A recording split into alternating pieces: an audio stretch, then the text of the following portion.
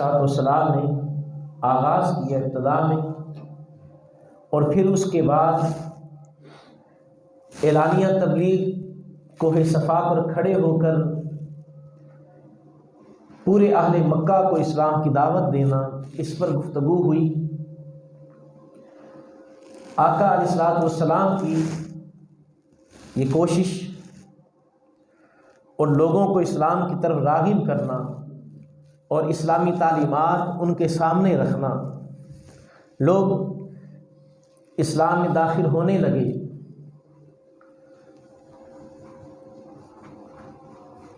اسلام میں داخل ہوئے، جو کفار تھے انہیں یہ بات پسند نہ آئی، انہوں نے اسلام لانے والوں پر ظلم و ستم شروع کیا،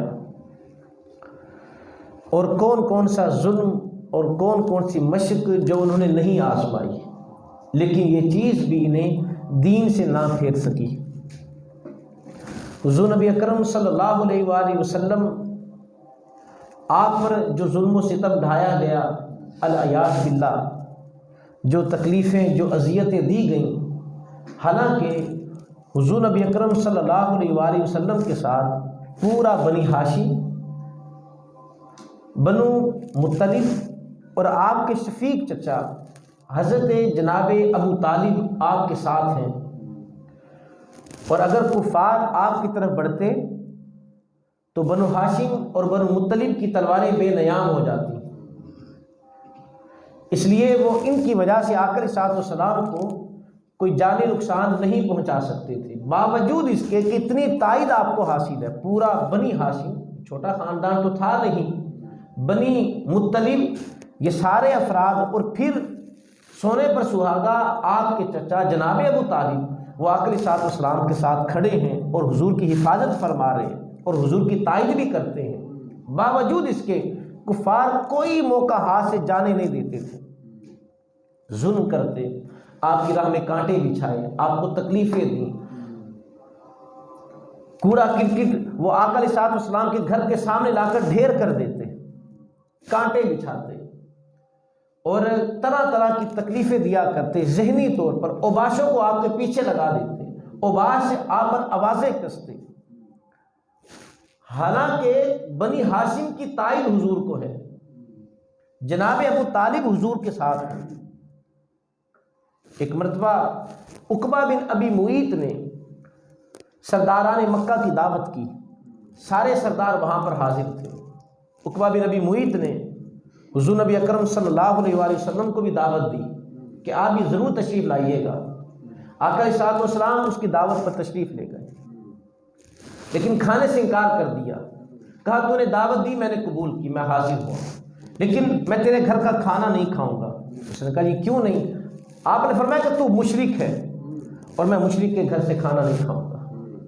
اب عرب لوگ اس بات میں توہین سمجھتے تھے کہ ان کے گھر میں کوئی آئے اور بغیر کھا کے چلا جائے، وہ اپنی توہین سمجھتے تھے۔ اس نے کہا اچھا مجھے کیا کرنا ہوگا؟ آقا علیہ الصلوۃ والسلام نے فرمایا کہ تو کلمہ پڑھ لے، تو کلمہ پڑھ اسلام میں داخل ہو، پھر تیرے گھر کا کھانا کھاؤں گا۔ اس نے کہا اگر میں کلمہ پڑھ لوں تو آپ پھر کھانا کھائیں گے؟ حضور نے فرمایا کہ ہاں پھر میں کھا لوں گا۔ تو اس نے اس وقت کلمہ پڑھا، اشہد ان لا الہ الا اللہ وحدہ لا شریک لہ واشہد ان محمدا عبدہ ورسولہ۔ عقبہ بن ابی معیط نے کلمہ پڑھ لیا، آقا علیہ الصلوۃ والسلام نے اس کا کھانا کھایا اور تشریف لے گئے۔ عقبہ بن ابی معیط جب اس نے کلمہ پڑھا، وہاں پر سردار بھی موجود تھے، بات مکے میں پھیل گئی کہ اتنا بڑا سردار عقبہ بن ابی معیط، اس نے بھی اپنے آباء و اجداد کے دین کو چھوڑ دیا اور نیا دین قبول کر لیا، اس نے بھی حضور کا کلمہ پڑھ لیا۔ اب یہ باہر جاتا تو سردار اس کو طعنہ دیتے۔ اس کا ایک گہرا دوست امیہ بن خلف، اس نے عقبہ بن ابی معیط سے کہا کہ میں نے سنا ہے کہ تو نے بھی کلمہ پڑھ لیا ہے۔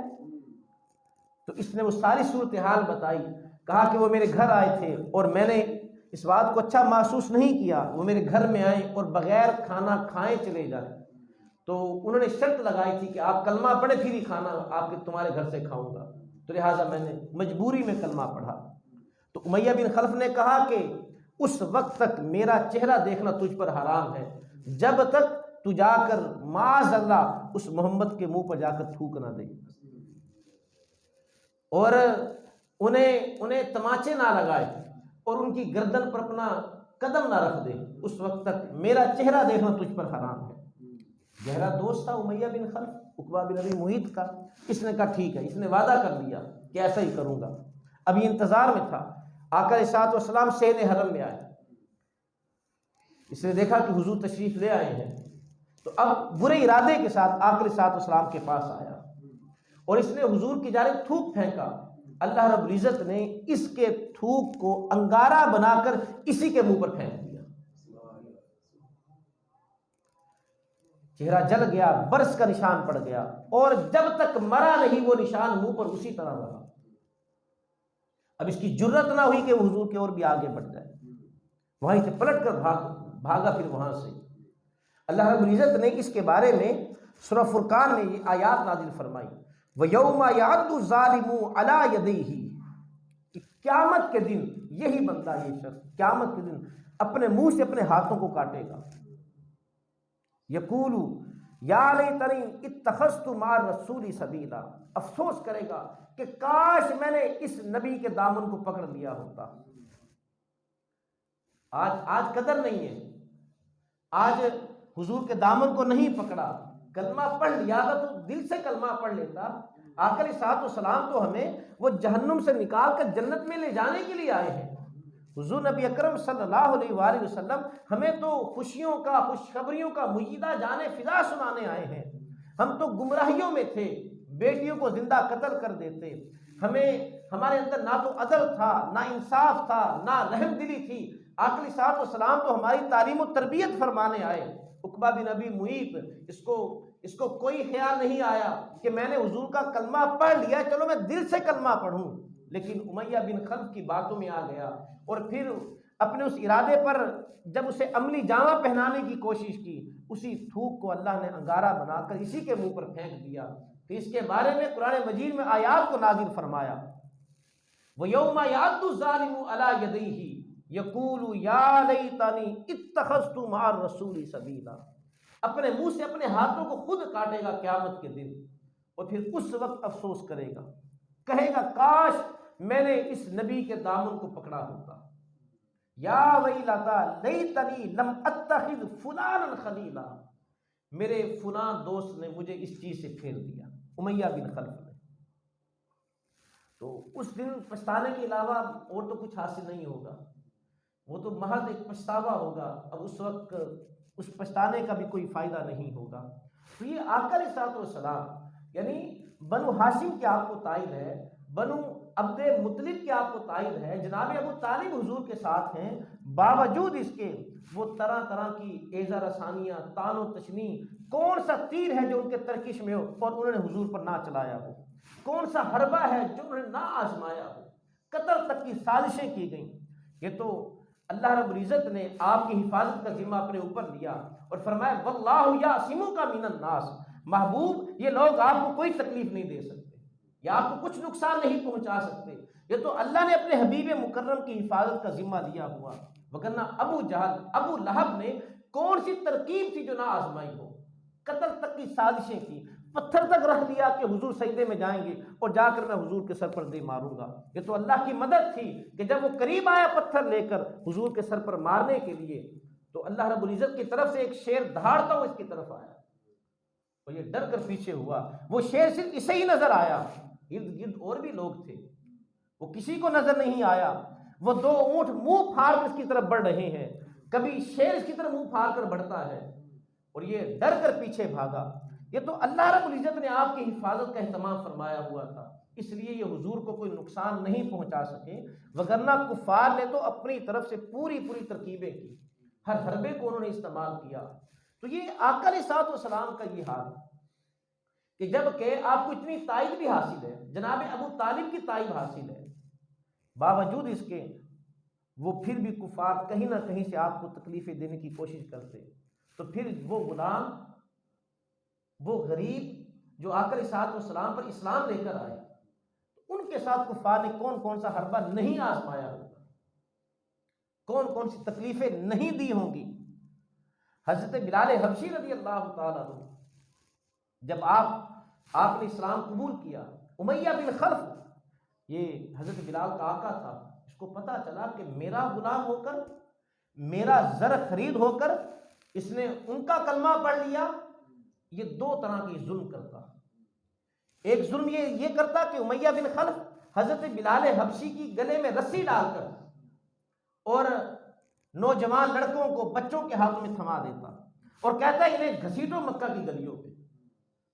وہ نہ سمجھ وہ نوجوان، کچھ ان میں بچے بھی ہوتے، وہ کھیل سمجھ کر حضرت بلال حبشی کو کھینچ رہے ہوتے، اور وہ رسی گلے میں جب پھرتی یہاں سے خون بہنا شروع ہو جاتا، انہیں احساس بھی نہیں تھا، وہ تو ان کے نزدیک کھیل تماشا تھا۔ اور امیہ بن خلف دور کھڑا ہو کر خوش ہوتا کہ دیکھا نا اس نے کلمہ پڑھا، اب دیکھو اس کا کیا حال ہو رہا ہے۔ ایک یہ ظلم کرتا۔ دوسرا ظلم، جناب بلال حبشی کو بھوکا پیاسا رکھتا، اور بھوکا پیاسا رکھنے کے بعد جب سورج پوری آب و تاب کے ساتھ چمک رہا ہوتا، دوپہر کا وقت ہوتا، تپتی ہوئی ریت پر جناب بلال حبشی کو لٹا دیتا، آپ کو لٹا دیتا، اور وہ ریت ایسی ہوتی کہ اس کے اوپر پاؤں نہیں رکھا جاتا تھا، اور آپ کو لٹا دیتا، اور پھر آپ کے سینے پر ایک بھاری پتھر آپ کے سینے پر رکھ دیتا تاکہ آپ نیچے سے ہل بھی نہ سکیں۔ حضرت حسان بن ثابت رضی اللہ تعالیٰ عنہ آپ کہتے ہیں کہ اسلام قبول کرنے سے پہلے میں مکہ آیا حج کرنے، تو میں نے دیکھا کہ کچھ نوجوان ہیں، کچھ اوباش ہیں، وہ حضرت بلال کی گلے میں رسی ڈال کر انہیں مدینہ کی گلیوں میں گھسیٹ رہے ہیں، اور میں نے اپنے ان کانوں سے سنا وہ گھسیٹتے تھے حضرت بلال احد احد کہا کرتے تھے، اور ساتھ ساتھ یہ کہتے میں لات منات عزا حبول کا انکار کرتا ہوں۔ اسی طرح حضرت عمر بن عاص رضی اللہ تعالیٰ عنہ آپ نے کہا کہ میں مکہ آیا اور میں نے بلال کو دیکھا کہ جب ظالم آقا ان پر ظلم کر رہا ہوتا، انہیں تپتی ہوئی ریت پر لٹا رہا ہوتا، اس وقت بھی آپ کی زبان سے احد احد کے کلمات جاری ہوتے۔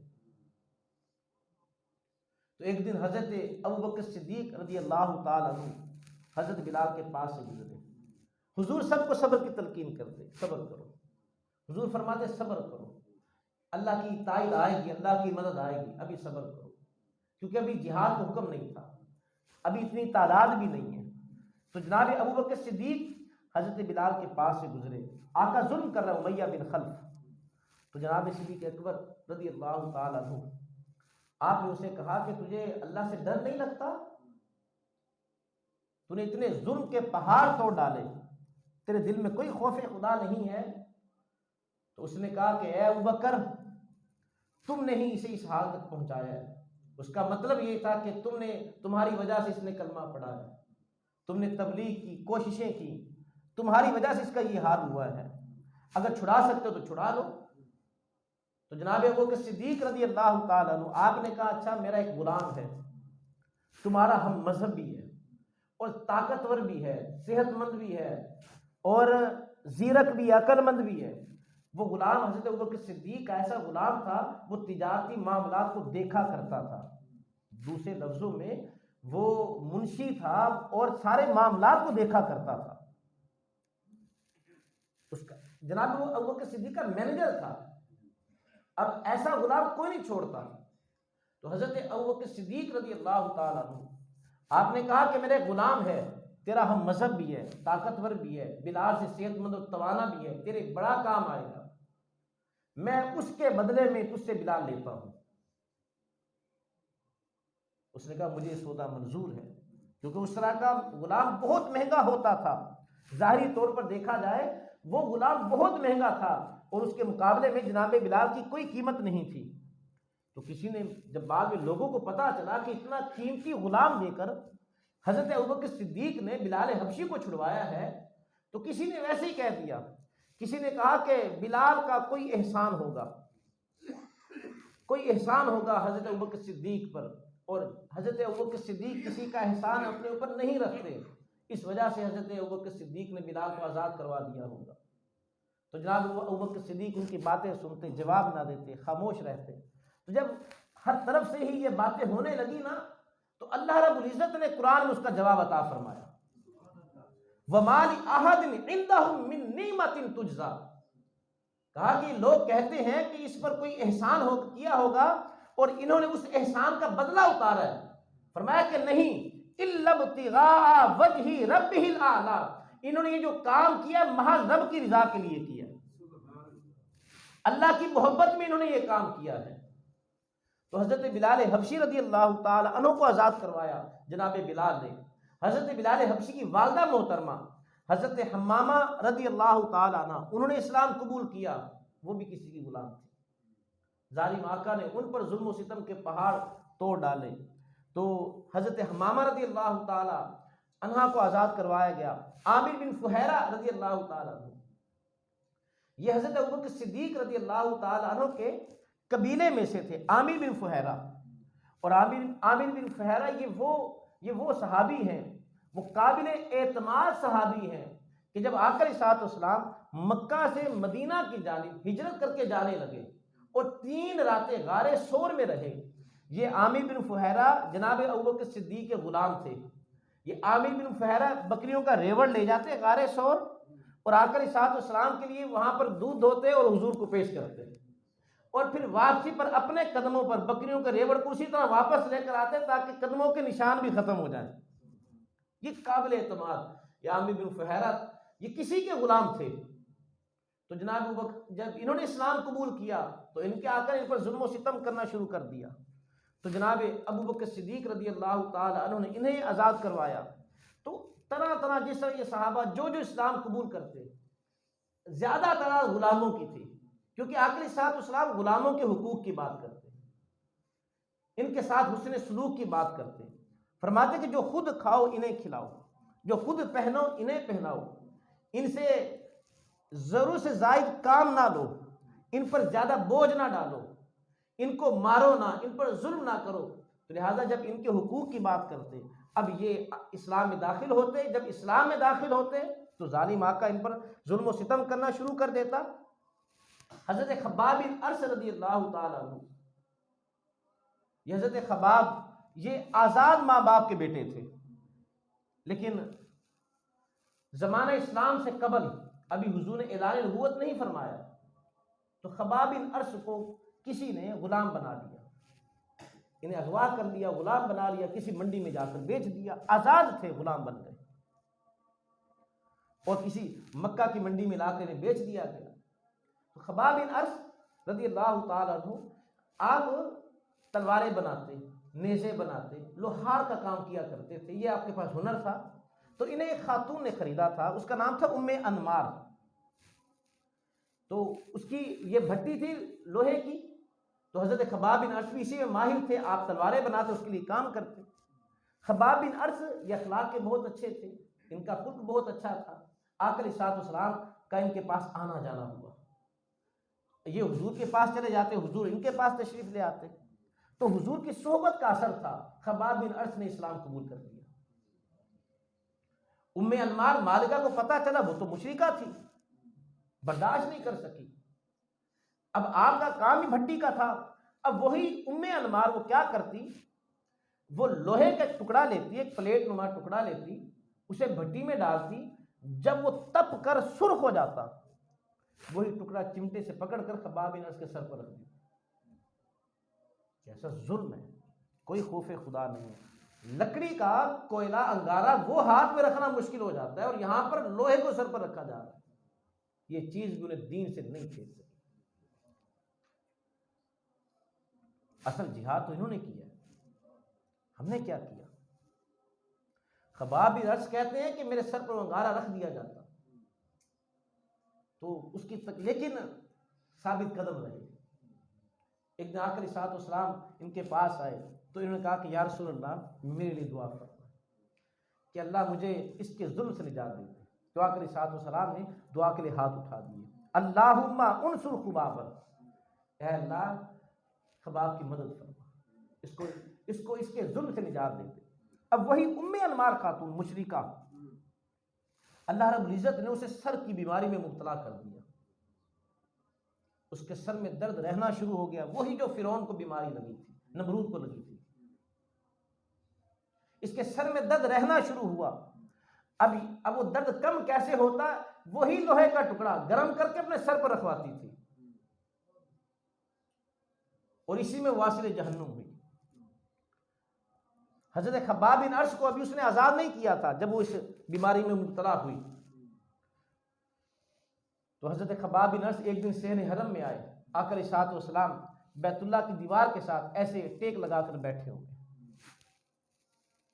ٹیک لگائی ہوئی ہے. اور خباب بن ارس حضور کے پاس آئے، کہا یا رسول اللہ کب تک ہم اس طرح ظلم برداشت کریں گے؟ یہ تکلیفیں، یہ آزمائشیں کب تک رہیں گی؟ کچھ بے صبری کا بھی مظاہرہ کیا، کیونکہ کافی طویل عرصے سے آپ خود تکلیف میں تھے، اور جتنے غلاموں کو دیکھتے جنہوں نے اسلام قبول کیا وہ بھی آزمائشوں میں، تو کچھ بے صبری کا بھی اس میں تھا، کچھ انداز تھا. تو جب انہوں نے کہا کہ یا رسول اللہ کب تک ایسا ہم رہیں گے، تو آقا علیہ الصلوۃ والسلام جو پہلے بیت اللہ کی دیوار کے ساتھ ایسے ٹیک لگائی ہوئی تھی، ٹیک کو چھوڑ دیا اور کہا کہ خباب تم سے پہلی قومیں جنہوں نے اسلام قبول کیا، اسلام قبول کرنے کی پاداش میں ان کے جسموں پر لوہے کی کنگیاں چلائی جاتی، اور وہ لوہے کی کنگیاں جس گوشت کو چیرتے ہوئے ان کی ہڈیوں تک پہنچ جاتی، ان کے جسموں کو چیر دیا جاتا، آرے میں رکھ کر چیر دیا جاتا. یہ چیز بھی انہیں دین سے نہیں پھیر سکی، یعنی انہیں تسلی دی جا رہی ہے. اور ابھی جہاد کا حکم بھی نہیں آیا تھا. حضور نے انہیں ان کی مثال دے کر کہا کہ خباب ابھی صبر کرو. وہ بھی تو لوگ تھے نا کہ اسلام قبول کرنے کی پاداش میں ان کے ساتھ یہ کیا کچھ کیا گیا. پھر اللہ رب العزت نے اسلام کو غلبہ عطا فرمایا. پھر آقا علیہ الصلوۃ والسلام نے انہیں یہ بھی فرمایا کہ خباب ایک وقت آئے گا جب اسلام کا غلبہ ہوگا، جب پورے عرب پر اسلام کا جھنڈا لہرا رہا ہوگا، اور ایک اکیلا تنہا شخص وہ صنعاء سے چلے گا مسافر، اور حضر موت تک اکیلا آئے گا، اسے اللہ کے علاوہ کسی کا خوف نہیں ہوگا. پھر وہ زمانہ بھی آیا. پھر آقا علیہ الصلوۃ والسلام کی بات پوری ہوئی. حضرت عمر بن خطاب رضی اللہ تعالیٰ عنہ کا دور خلافت ہے، امیر المؤمنین ہیں. خباب بن ارس رضی اللہ تعالیٰ عنہ جب آپ آتے نا تو عمر فاروق انہیں اپنے پاس اپنے بازو کے قریب بٹھایا کرتے. خلیفہ وقت ہیں، امیر المؤمنین ہیں، باقی سب سامنے بیٹھے ہوئے ہیں. خباب بن ارس کو اپنے پاس دائیں جانب بٹھاتے اور کہتے ہیں خباب اگر تمہارے علاوہ یہاں پر بیٹھنے کا کوئی حقدار ہے وہ ایک ہی شخص ہے، اور اس کا نام بلال ہے. انہوں نے بہت سختیاں برداشت کی تھیں، انہوں نے بہت سختیاں برداشت کی. لوہے کا گرم وہ ٹکڑا رکھ دینا جو کہ گرم ہو کر لال ہو چکا ہو، سرخ ہو چکا ہو، سر پر رکھ دینا کہ چھوٹی بات ہے یہ کوئی؟ تو جب کفار کے ظلم و ستم بڑھے، پھر آقا علیہ الصلوۃ والسلام نے اب صحابہ کو حکم دیا ہجرت کی جانب، حبشہ کی جانب ہجرت کا. اب یہ پہلی ہجرت تھی حبشہ کی جانب. عمار بن یاسر ہیں، عمار بن یاسر کی والدہ ہیں، حضرت عمار کے والد گرامی ہیں. یہ پورا گھرانہ کفار کے ظلم و ستم کا شکار تھا. عمار بن یاسر نے اسلام قبول کیا تو کفار نے ظلم و ستم کرنا شروع کر دیا. ان کے والد گرامی نے اسلام قبول کیا، ان پر ظلم و ستم شروع. حضرت سمیہ جو ان کی والدہ محترمہ ہیں، ابو جہل نے حضرت سمیہ رضی اللہ تعالیٰ عنہ کے پیٹ میں نیزہ مار کر آپ کو شہید کیا. اور یہ اسلام کی پہلی شہیدہ ہے حضرت سمیہ رضی اللہ تعالیٰ عنہ، حضرت عمار بن یاسر کی والدہ. تو جب اس طرح کے ظلم و ستم بڑھے کفار کے، تو آقا علیہ الصلوۃ والسلام نے حبشہ کی جانب کی ہجرت کا حکم دیا. کیونکہ سورہ کہف بھی نازل ہو چکی تھی، اس لیے کہ جب کفار نے دیکھا کہ یہ تو باز نہیں آتے، ہم نے ہر طرح کے حربے آزما دیے، یہ کوئی تھوڑا حربہ ہے کہ تپتا ہوا انگارہ سر پر رکھ دیا جائے، یہ تھوڑا ظلم ہے کہ تپتی ہوئی ریت پر لٹا دیا جائے، یہ کوئی ظلم تھوڑا ہے کہ گلے میں رسی ڈال کر مکے کی گلیوں میں گھمایا جائے.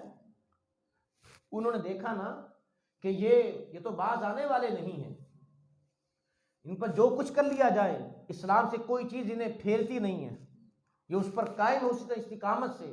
اور پھر یہ بھی تھا کہ جب اسلام کو بڑھتا ہوا دیکھا تو کفار نے دو زیرک شخص جو ان کو نزدیک، جو پڑھے لکھے، جو دانشور ہیں، جو بات کرنا جانتے ہیں، جو بات کو سمجھنا جانتے ہیں، جو باتوں کے داؤ پیچ کو جانتے ہیں، دو افراد نضر بن حارث اور عقبہ بن ابی معیط، ان دونوں کو مدینہ بھیجا. کہا کہ وہاں پر علماء یہود ہیں، ان کے پاس کتابوں کا علم ہے، اہل کتاب ہے، ان سے جا کر پوچھو کہ کوئی ایسا کوئی نبی، کوئی آنے والا جس نے نبوت کا دعویٰ بھی کرنا ہے، وہ بتائیں گے تو پھر ہمیں پتہ چلے گا یہ نبی ہیں یا نہیں۔ اب نضر بن حارث، عقبہ بن ابی معیط یہ مدینہ پہنچے، ان کے لیے تحائف لے کر بھی وہاں پر پہنچے اور علماء یہود سے ملے، کہا کہ ہمیں ایک بہت بڑی پریشانی کا سامنا ہے، ہم سکون میں تھے، پھر اچانک کسی نے اسلام کا دعویٰ کیا، نبی ہونے کا دعویٰ کیا اور ایک خدا کا دعویٰ کیا، وہ ہمارے بتوں کو، ہمارے ان خداؤں کو برا بھلا کہتا ہے، جن کی عبادت ہمارے آباء و اجداد کئی سالوں سے ہم کرتے آ رہے ہیں، کئی نسلیں ہماری یہ کرتی آ رہی ہیں، اور اب آ کر انہیں برا بھلا کہنا شروع کر دیا۔ تم بتاؤ کتابوں میں کسی نبی کا ذکر ہے جس نے آنا ہے، یا اس کی کوئی نشانیاں ہیں؟ اب علماء یہود کتابوں میں انہوں نے پڑھا ہوا تھا کہ نبی تو آنا ہے ایک، تو انہوں نے کہا کہ اچھا نبی آنا، ہم اس کی تصدیق کیسے ہوگی واقعی اللہ کا نبی ہے؟ تو علماء یہود نے انہیں 3 سوال بتائے، کہا کہ یہ 3 سوال جا کر کرنا، اگر وہ ان کا صحیح جواب دے دیں وہ اللہ کے نبی ہیں، اگر وہ جواب نہیں دے پاتے وہ اللہ کے نبی نہیں ہے۔ اور وہ 3 سوال کون سے بتائے؟ کہا پہلا سوال ان سے یہ کرنا، وہ کون سے لوگ تھے جو کفار کے ڈر سے، مشرکین کے ڈر سے وہ گوشہ نشین ہو گئے، تنہائی میں چلے گئے، لوگوں سے الگ تھلگ ہو گئے، اور اللہ نے ان کی حفاظت کا اہتمام فرمایا، اور کئی سال تک وہ ایک ہی جگہ پر رہے، ان تک کوئی پہنچ نہیں سکا۔ دوسرا سوال، وہ کون سے صاحب ہیں کہ جنہوں نے مشرق تا مغرب پوری دنیا کی سیر کی ہے۔ اور تیسرا، روح کے بارے میں سوال کرنا کہ روح کیا ہے۔ اب یہ بڑے خوش ہوئے، ان کے ذہنوں میں تھا کہ حضور کو کیا پتہ ان سوالوں کا، ان کا جواب کیا ہوگا۔ بڑے خوشی خوشی مدینہ سے مکہ واپس آئے، سرداروں کو بلا لیا، کہا کہ آج ہم ایک بہترین حل ڈھونڈ کر لے کر آئے، اور انہوں نے کہا کہ علماء یہود نے ہمیں 3 سوال بتائے ہیں، اور کہا کہ جا کر کرنا، اگر وہ جواب دے دے نبی ہیں۔ اب خود اپنی طرف سے رائے قائم کرنے لگے، کہنے لگے کہ ہمیں یقین ہے کہ وہ ان سوالوں کا جواب نہیں دے پائیں گے۔ اب آگے سارے اکٹھے ہو کر آقا علیہ الصلوۃ والسلام کی بارگاہ میں، حضور کا معمول تھا آپ صحن حرم میں آتے، حضور کے پاس آ گئے، کہا جی ہم نے آپ سے کچھ سوال کرنے۔ حضور نے فرمایا کرو سوال۔ اب انہوں نے یہ 3 سوال کیے، حضور نے فرمایا ٹھیک ہے میں تمہیں اس کا جواب کل دوں گا۔ اللہ رب العزت نے سورہ کہف نازل فرمائی، اور سورہ کہف میں ان 3 سوالوں کے جواب ہیں۔ اصحاب کہف کا ذکر، روح کا ذکر، یسألونک عن الروح قل الروح من امر ربی، اور اس سیاح کا ذکر جس نے مشرق تا مغرب سیر کی، حضرت ذوالقرنین کا ذکر۔ تو 3 سوالوں کے جواب اللہ رب العزت نے سورہ کہف میں نازل فرمائے۔ اگلے دن آقا علیہ الصلوۃ والسلام ان کے پاس آئے، کہا کہ تمہارا یہ سوال تھا، وہ کون سے افراد ہیں کہ جنہوں نے اسلام کو قبول کیا اور لوگ ان کے دشمن ہو گئے اور وہ گوشہ نشین ہو گئے، وہ کون افراد ہیں؟ تو حضور نے فرمایا کہ وہ اصحاب کہف ہیں، جو کہ لوگوں کے ظلم کی وجہ سے گوشہ نشین ہو گئے، وہ اصحاب کہف۔ علماء یہود نے انہیں بتایا بھی تھا وہ اصحاب کہف ہوں گے، لیکن کہا کہ تم نے سوال کرنے ہیں، اگر وہ یہ جواب دے دے۔ حضور نے فرمایا وہ اصحاب کہف ہیں، وہ سیاح جس نے مشرق تا مغرب سیر کی، وہ حضرت ذوالقرنین ہے۔ تم روح کے بارے میں سوال کرتے ہو، یہ روح امر ربی ہے۔ یسألونک عن الروح قل الروح من امر ربی وما اوتیتم من العلم الا قلیلا۔ یہ آپ سے روح کے بارے میں سوال کرتے ہیں، انہیں فرما دیں یہ حکم ربی ہے۔ اب ان 3 کا تسلی بخش جب جواب انہیں مل گیا، وہی جو نسلی تعصب تھا، وہی جو اندر ایک نفس، ایک شیطان بیٹھا ہوا ہے، وہ پھر غالب آ گیا، اور یہ سارے جوابات جب انہیں تسلی سے مل گئے، لیکن پھر انہوں نے اسلام قبول نہیں کیا، کیونکہ ازلی بدبختی ان کے حصے میں لکھی ہوئی تھی۔ ان کے بارے میں اللہ رب العزت نے قرآن مجید میں فرمایا ان کی آنکھیں ہیں لیکن دیکھتی نہیں ہیں، ان کے کان ہیں لیکن سنتے نہیں ہیں، ان کی زبان ہے لیکن زبان سے حق بات نکلتی نہیں ہے، ان کی آنکھوں کے آگے پردہ ہے، کانوں پر پردہ ہے، ان کے دلوں پر مہریں لگی ہوئی ہیں۔ تو جب اب سورہ کہف میں وہ مثال تھی اصحاب کہف والی کہ وہ بھی ظلم و ستم کی وجہ سے ہجرت کر کے گوشہ نشین ہو گئے، تو آقا علیہ الصلوۃ والسلام نے صحابہ کو حکم دیا، انہیں اجازت دی کہ تم بھی حبشہ کی جانب ہجرت کر جاؤ۔ اب ان میں 12 افراد تھے، 12 مرد تھے اور 4 خواتین تھیں۔ یہ پہلی ہجرت میں یہ افراد تھے۔ اور حبشہ کی جانب جانے کا کیوں حکم دیا؟ کیونکہ جو حبشہ کا بادشاہ نجاشی بادشاہ تھا وہ عادل بادشاہ تھا، عیسائی تھا، عادل بادشاہ تھا، انصاف کیا کرتا تھا اور وہ رحم دل بھی تھا، یہ اس کی خصوصیات تھی، اور عدل کے معاملات کرتا تھا۔ کوئی اس کے مذہب کا نہیں بھی ہے، اور بھی مذاہب تھے، مشرکین بھی وہاں پر تھے، تو ان کے ساتھ بھی عدل کا معاملہ کرتا۔ اللہ نے اس کے دل میں رحم ڈالا ہوا تھا، تو آقا علیہ الصلوۃ والسلام نے حبشہ کی جانب ہجرت کا حکم دیا۔ یہ پہلی ہجرت ہے اور یہ 5 نبوی میں ہوئی۔ اعلان نبوت کو 5 سال ہو چکے تھے، اور 5 سالوں میں جو افراد جنہوں نے اسلام قبول کیا ان میں سے بعض افراد نے پھر ہجرت کی حبشہ کی جانب، اور مثال تھی سورہ کہف میں اصحاب کہف والی۔ ان کو ساتھ تسلی بھی دی کہ جس طرح اللہ نے ان کی حفاظت کا اہتمام فرمایا، اللہ تمہاری بھی حفاظت کا اہتمام فرمائے گا، کہ تم صرف اللہ کی رضا کے لیے تم یہاں سے ہجرت کر کے جا رہے، اپنے گھر کو چھوڑنا، اور اپنے جو کہ اپنے تھے اسلام قبول کرنے کی پاداش میں وہ دشمن بن گئے، اپنے گھر بار کو چھوڑنا۔ یہ ان سے پوچھیں جنہوں نے ہجرتیں کی ہیں، یہ ان سے پوچھیں جنہوں نے سفر کی مشکلات کو برداشت کیا۔ جب پاکستان بنا، جو ہجرتیں ہوئیں، جو افراد وہاں سے ادھر آئے، یہ ان سے پوچھیں جو آج بھی جو گنے چنے افراد جو بوڑھے ہو چکے ہیں، جنہوں نے اس ہجرت کو دیکھا ہے، اپنے گھر بار کو چھوڑا ہے، مال مویشی کو وہاں پر چھوڑا، سب کچھ قربان کر دیا اور خالی ہاتھ یہاں پر آئے، یہ ان سے پوچھیں۔ اس کافرے کے سالار جو تھے وہ حضرت عثمان بن عفان رضی اللہ تعالی عنہ تھے، اور ان خواتین میں آقا علیہ الصلوۃ والسلام کے صاحبزادی حضرت رقیہ رضی اللہ تعالی عنہ، جو کہ حضرت عثمان بن عفان کی زوجہ محترمہ ہے، یہ بھی شامل تھی۔ اور آقا علیہ الصلوۃ والسلام نے اس جوڑے کو دیکھ کر فرمایا، جب یہ ہجرت کر کے جانے لگے، حضور نے فرمایا انہما اول بیت ہاجر فی سبیل اللہ بعد ابراہیم و لوط علیہما السلام، کہا کہ ابراہیم اور لوط علیہ السلام کے بعد یہ پہلا گھرانہ ہے جس نے اللہ کی راہ میں ہجرت کی۔ عثمان بن عفان قافلہ سالار ہے۔ اب یہ رات کی تاریکی میں چھپ کر اب یہ انہوں نے ہجرت کی، تو اس وقت بندرگاہ تھی، یہ کشتی کا سفر تھا، وہی بندرگاہ آج جو کہ جدہ میں ہے۔ عثمان بن عفان رضی اللہ تعالیٰ عنہ کے دور میں جو پہلے اور جگہ پر بندرگاہ تھی، اب اس کو جدہ میں بندرگاہ بنا دی گئی۔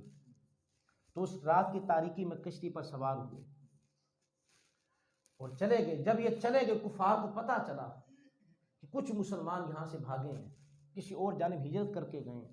دوڑتے ہوئے، قدموں کے نشان تلاش کرتے ہوئے وہ ساحل سمندر پر بندرگاہ پر پہنچے تو دیکھا کہ کشتی جا چکی تھی۔ افسوس ملتے ہوئے واپس آئے، اب کچھ کر نہیں سکتے تھے۔ اب جب یہ افراد حبشہ پہنچے، جو نجاشی بادشاہ تھا اس نے خوش آمدیدی نہیں کہا، رحم دل تھا، انہوں نے پناہ طلب کی تھی اس سے کہ ہم تیرے پاس پناہ لینے آئے ہیں، اس نے پناہ دی، کہا کہ ان کا خیال رکھا جائے، انہیں کسی قسم کی کوئی تکلیف نہ پہنچے، یہ میرے ملک میں آئے ہیں۔ اور مسلمان یہاں پر 3 ماہ تک رہے، 3 ماہ تک بڑی خوشحالی میں، امن میں رہے۔ پھر پتہ چلا، کوئی خبر آئی، کیونکہ تاجر آتے جاتے تھے، مکہ میں بھی وہاں پر قریب بندرگاہ ہے، اور وہی ساحل جا کر حبشہ کے کنارے بھی جا کر لگتا ہے، اور مکہ ایک تجارتی منڈی بھی تھا، ایک بڑا بازار یہاں پر لگتا تھا۔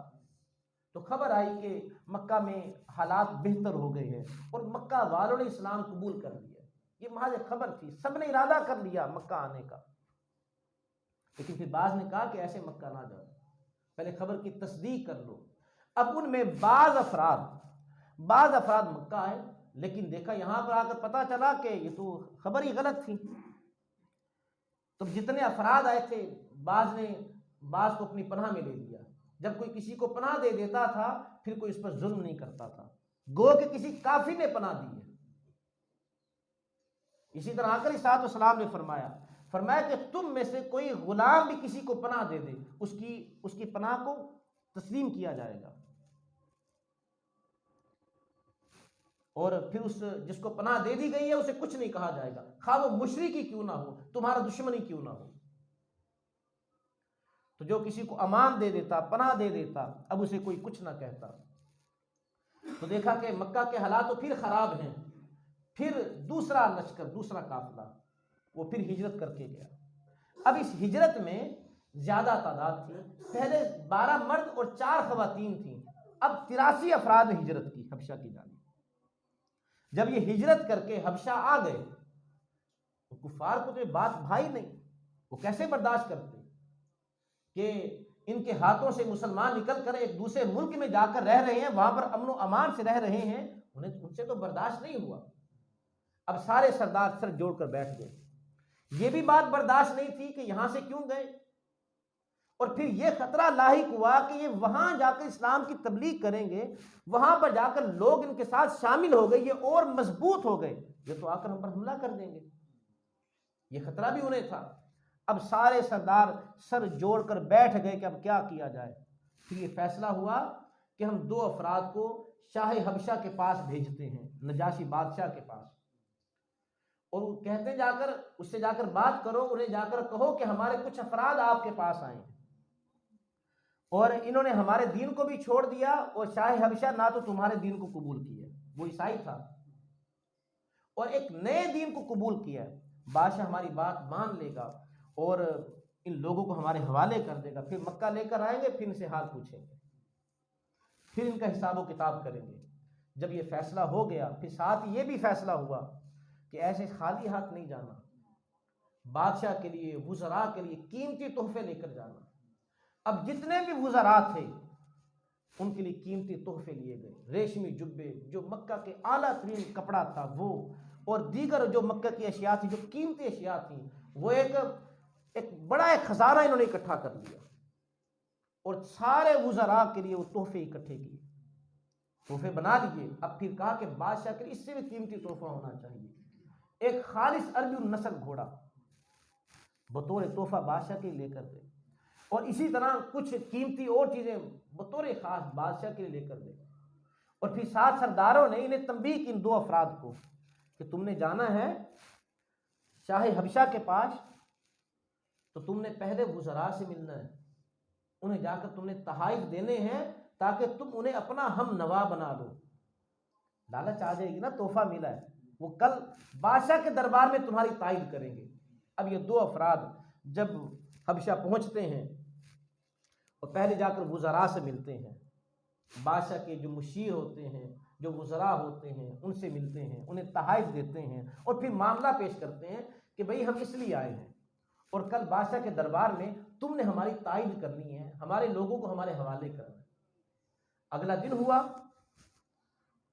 بادشاہ کے پاس پہنچے اور بادشاہ کو پہلے جا کر سجدہ کیا.